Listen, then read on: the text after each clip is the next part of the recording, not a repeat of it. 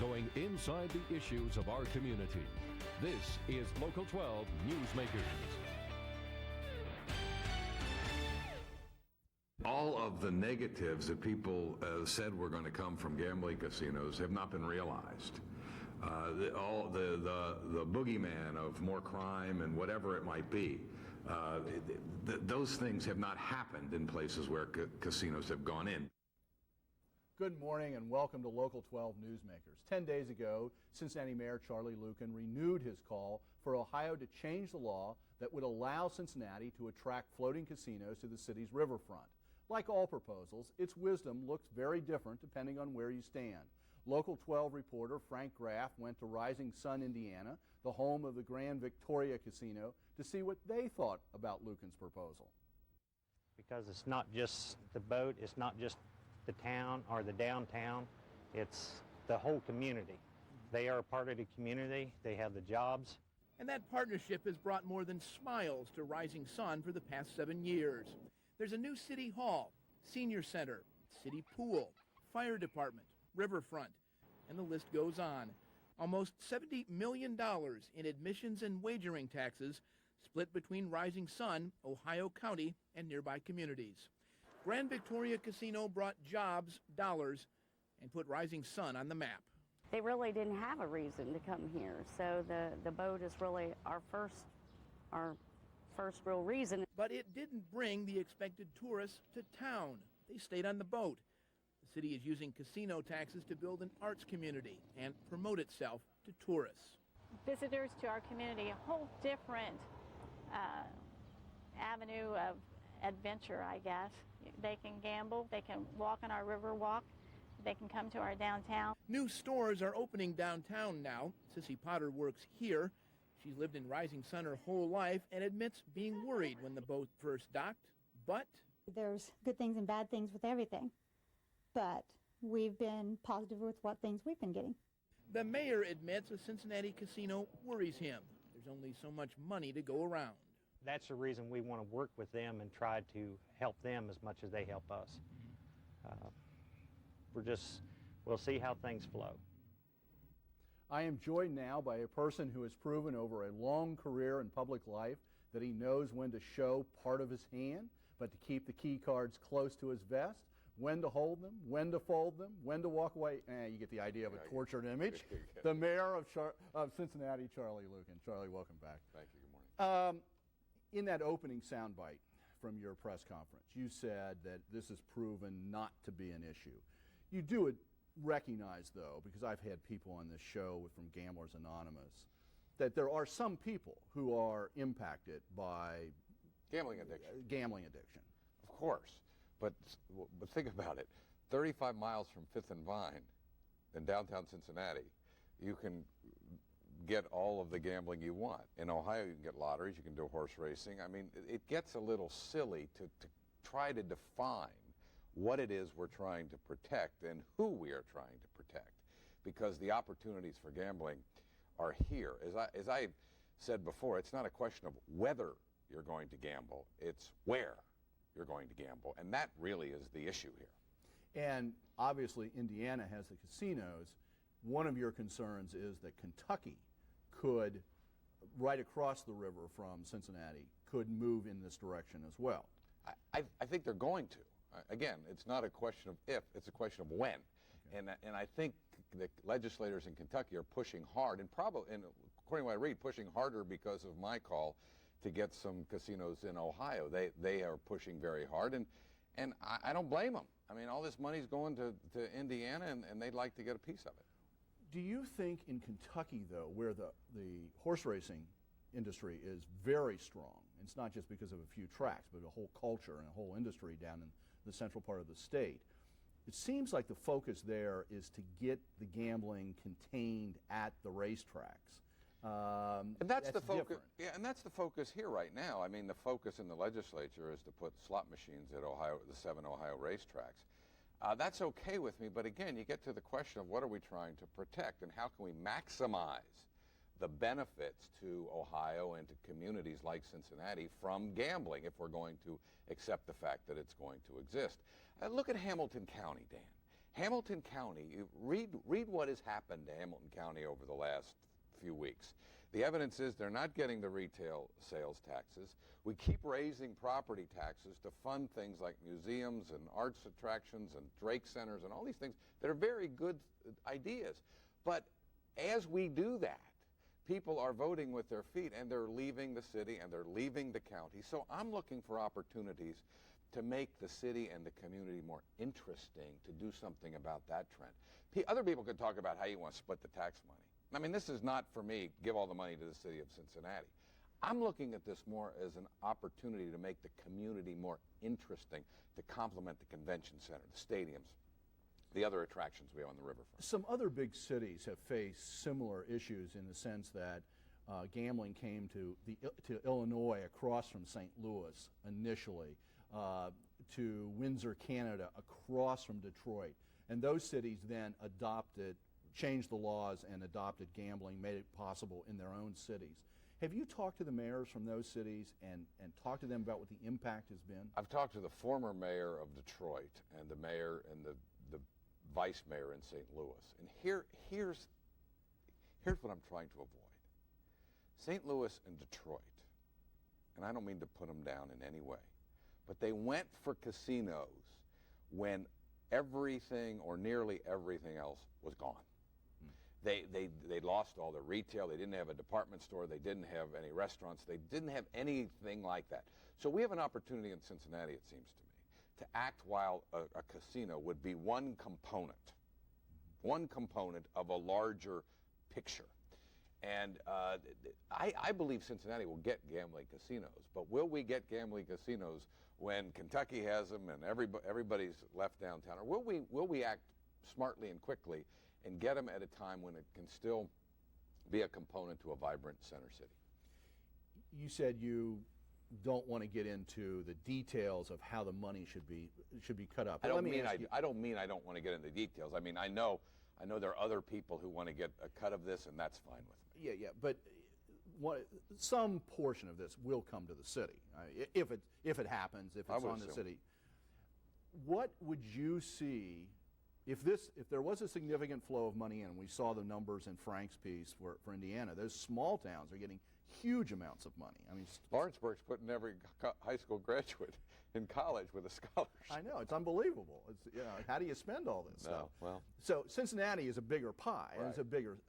How would you imagine if this happened right now, Cincinnati would use this money? Well, first of all, I think you're going to have to realize that a lot of it will go to the state, and probably for education. But for Cincinnati, if we would get additional revenue from this, I would not use it for what we call general operating. I think we have to manage our general operating funds with what we have. My vision would be to put it back into attractions. We have all these attractions that we're trying to keep in Cincinnati, all these arts venues, and to try to develop them and to make them more world-class than they might otherwise be. So I wouldn't use it for existing expenditures. I would think of it as a fund that we could use to enhance other attractions in our region. Which plays on your point before, that you need to do this before everything is dried up. Yeah, and I don't think everything's going to dry. I don't mean to say the sky's falling here, but I do think that if you look at the trends, and they've been all over the news lately, the Warren counties, the Claremont counties, the northern Kentuckys, I mean, people are choosing in larger numbers to live in these outlying suburban communities, and we've had some success drawing people back to the center. But in order to compete, we have to take advantage of those opportunities that are unique to the city, and I believe a casino is one of those. Just before we get away from Detroit and St. Louis, and you made some basic points there, what do you think, okay, they waited too long, may be one way of putting it. Has it had a positive impact? Yes, it has. In Detroit, for example, it has brought certain blocks back a little bit. I mean, Detroit still faces enormous problems, and we're all aware of those. St. Louis is downtown. People malign ours, but it's not as vibrant as our own. But it has helped with that. But don't look to gambling casinos by themselves re-energize a city. That's why I'm talking about getting them at a time when it can be one component, expanded convention center, these kinds of things coming together. You know, when this was being talked about in Indiana, these much smaller towns, part of the dream in these smaller towns was the casino was going to come in and the existing businesses were going to flourish. Frank alluded to this, but I've done some work in some of those towns, and I know that people have been disappointed.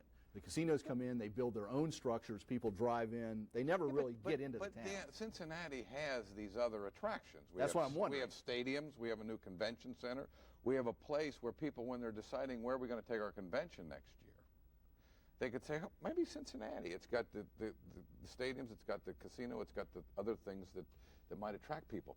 The fastest growing city in America is Las Vegas, Nevada. Now, I don't want to be Las Vegas, so don't get me wrong here. But I do think that there is an element of making a city more interesting.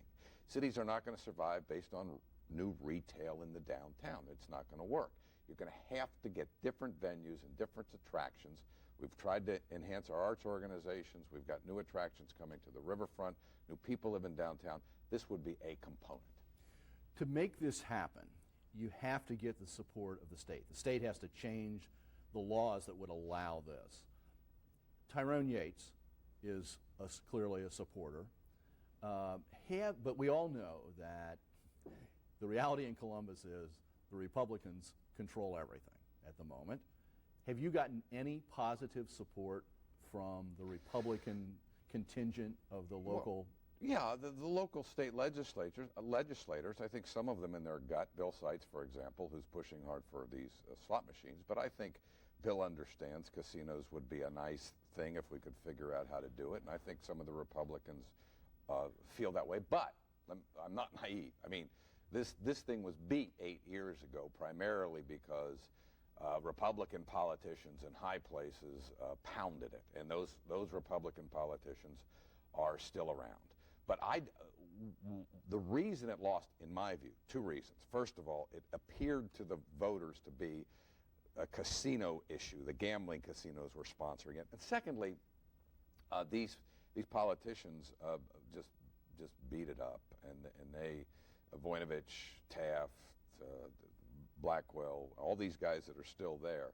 But I think we're ready to engage the debate because I think we've seen in other communities that the bad things haven't happened. Let me also point out, Dan, that Pennsylvania last week decided not to go with casinos, but they're going to have more slot machines in Pennsylvania than any place besides Las Vegas. 62,000, is that what I heard? Yeah, and so it gets a little bit, these arguments get, you know, I keep asking, what are we protecting ourselves from? And who are we protecting ourselves from? And one other point, you know, conservative Republicans, one of the charms of their logic is let people live their lives. Let them do let them make their own choices. And I'm always struck when the people who want to let people make their own choices seem to say, well, no, but not that one. And I think gambling is one whose time has come. Have you had a chance, the way you presented this, it was changing the law, so Cincinnati and Cleveland. Right, home rule. Have you talked with the people in Cleveland, the leadership in Cleveland about this? Yeah, they're a little more reluctant to take a frontline position, but I don't think there's any question they would. Most of the elected leadership in Cleveland would welcome it. It really wasn't my idea to do Cincinnati and Cleveland. It was Tyrone Yates's idea. My idea was to allow the major cities in Ohio some kind of home rule power. So not that Charlie Luken could determine whether Cincinnati has casinos, but whether the people of Cincinnati could determine. And I think they would. You know, you did a phone poll the day I suggested it. I think. Oh, wait a minute. You mean Channel 12 did a phone poll? Yeah. Yeah, we know how reliable those are. Well, I know they're not reliable, but some other I can't let that one go by. Some other outlets did some more scientific polling, right. And the numbers in the area were very, very strong for this. Now, you and I know when you get out in more rural areas, you run into more opposition to it. But you're going to have to put something in it so these folks feel they get something out of it. Charlie, I grew up in northern Kentucky in the 50s and 60s. And survived. And my father, I mean, I grew up in a household where my father was absolutely opposed to gambling. I mean, even we were Roman Catholics, but we didn't go to bingos. Is there any sort of lingering concern from the experience in Newport and northern Kentucky, Kenton County, Campbell County? I mean, there were real problems with that at that time. Well, there was bookmaking. Newport was known before you and I were born as the place Absolutely. to go for all kinds of bad things to do. But I think that was a reality. I think it lingers with people a little bit. People who remember that, and they have an old view, Dan, of what gambling is or what it can be, and the specter of the mafia and the specter of organized crime and prostitution and drugs and all these things. But I think the real experience has been if it's managed properly. And part of it's an educational process. I mean, the people like me who advocate it got to go out and sell it. We got to go out and sell it to the voters of Ohio. We got to go out and sell it to the voters of Cincinnati. One last point. It's an observation. Let me just throw this out. I see certain cities, we've talked about certain other cities today, but places like Indianapolis, Chicago, Pittsburgh, Portland, Atlanta, who have created these very large visions for themselves, some as green cities, some as all sorts of things. I worry a little bit if this gambling, is it not, have we reduced Cincinnati to can we defeat Lawrenceburg, Indiana? I don't. It just seems a little fun. I think that approach, which I understand, is a kind of a typical Cincinnati approach, and by that I mean we have a tendency to be a little smug about ourselves. And you mentioned Pittsburgh. Pittsburgh's a bankrupt city. They just had their bond rating reduced 5 points. Some of these cities look better in the abstract. We have Pittsburgh people come to Cincinnati every year for the Bengals-Steelers game. They love this city. And yet somehow we are down on ourselves. The whole context in which I'm presenting this is not let's save Cincinnati to beat Lawrenceburg or let's save Cincinnati before it really is just to make the city more interesting. And one final point. Mm-hmm. Ohio leads the nation in what is popularly known as the brain drain. Now, casinos aren't going to solve that problem. But if you start to think about ways that cities can be more attractive to young people to stay, I think there's something to this. Okay, this is good. Thanks. I've enjoyed this because I'm coming at this from a different place. I understand. But this has been fun. So are a lot of people. Enjoyed this. Okay, thanks, Thank you. Charlie. Stay tuned.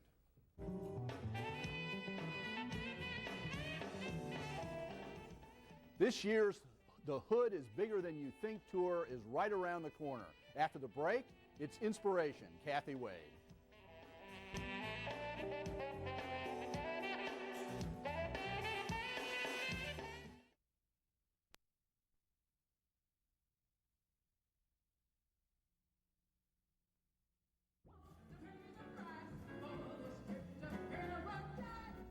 Most of us know Kathy Wade for her wonderful on-stage jazz and blues performances, but tens of thousands of people have also been touched by her commitment to building community. Welcome back.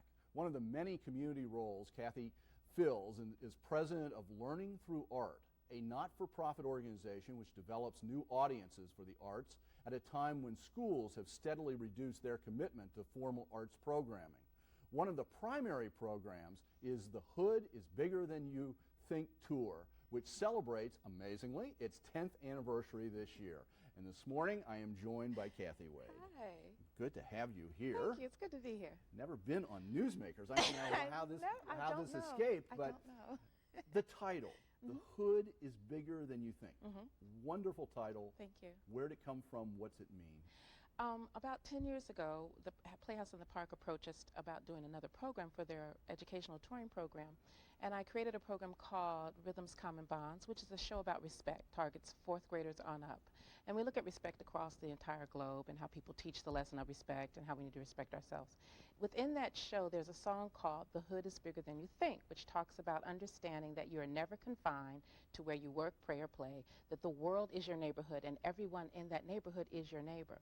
After the show was over, after we took it out for 2 weeks, our director said, you know, you can't just put this on the shelf. You need to do something with it. And I said, well, let's take that old adage of I got a barn, you got a piano, let's have a show. So about April 10 years ago, we said, all right, let's turn this into a tour. Let's call it the Hood is Bigger Than You Think tour. And the purpose of this tour and the goal of this tour will be to build bridges, break down barriers, and bring neighbors and neighborhoods together through music. So it's turned into a wonderful neighborhood concert series featuring all kinds of eclectic music. You know, and one of the things is that in this town where we certainly need to bring people together to build those bridges, one of the things about the tour, and there's a couple different parts to this, is lots of times, and the way I like to put it is, in this town, we tend to think that diversity comes in 2 colors and 1 language. Yes, we do. And it's not true. No, it is not true at all. And it's not true on the tour. No, it's not true on the tour at all. In fact, every every year we always get letters from people, and folks come up to us at the shows and say, you know, how do you get all these people here? Well, I said, you know, I look at the mosaic beauty in Cincinnati and the region, and we have to find ways to bring everybody here. So that opens up the door for us to feature all kinds of entertainment, and we do just that. So, for example, you have a salsa band this year? Salsa Caliente, which has been with us this year, since it's our 10th anniversary. We created the Hood Tour Festival, and we've invited back a lot of the artists that have been with us the first 10 years, but we've also included an international artist, a group called the Kaharangi Moray Dance Theatre of New Zealand. They are featured, the Moray culture is featured in the movie Well Rider. So yes, great movie. They will be here with us.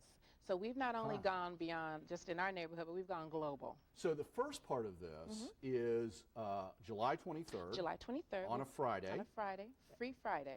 Free Friday at the Museum Center Yes. at Union Terminal. Yes. And there's going to be, it goes from 1 to 9. We've got the 1 to 9. information up now.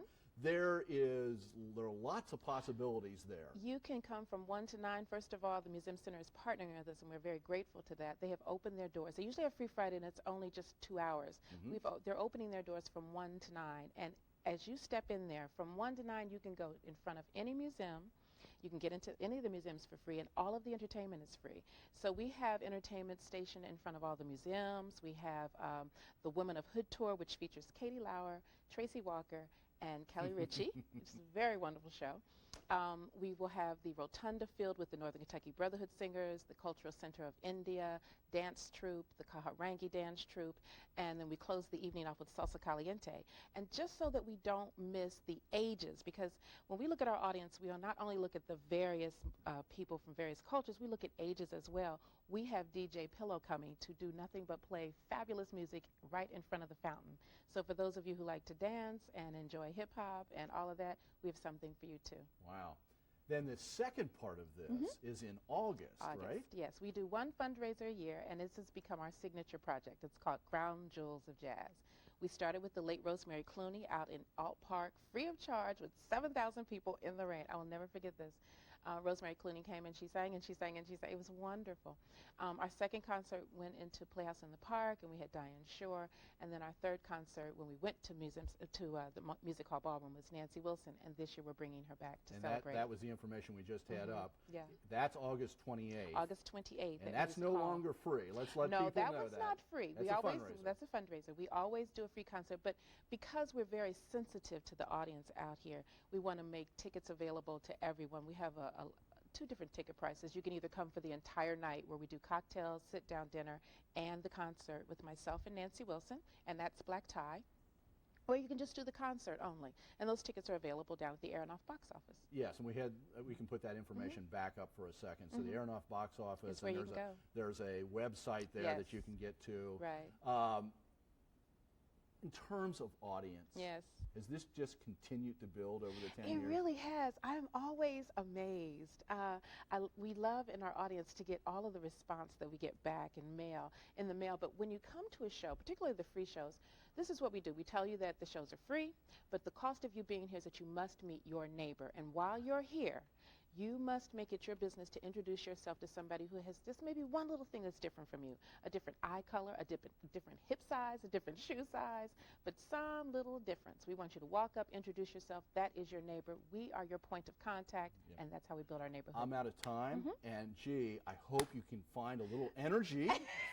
And thank you very much for being here, and good luck with all of this. And thank you for making Local 12 Newsmakers a part of your Sunday morning. We leave you this morning with some sounds and sights of last year's festival. Have a good week. Kathy's very good.